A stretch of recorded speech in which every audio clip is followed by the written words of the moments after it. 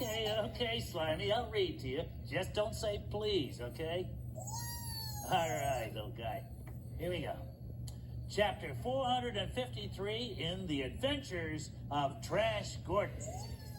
The last time we saw our hero, Trash Gordon, he was on the planet Honk, where he was surrounded by a horde of honking honkers.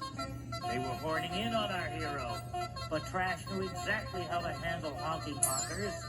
In the blink of an eye, he whipped out a dinger and his rubber ducky. And they all had a honker ducky dinger jamboree.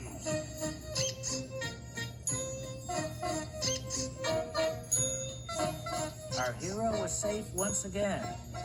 As Trash slapped his thigh heroically to the beat, he said, Sesame Street has been brought to you today by the letter T and the number 20.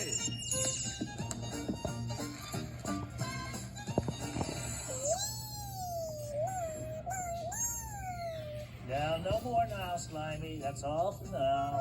It's time for you to get some shut-eye, little guy. We'll read some more trash tomorrow.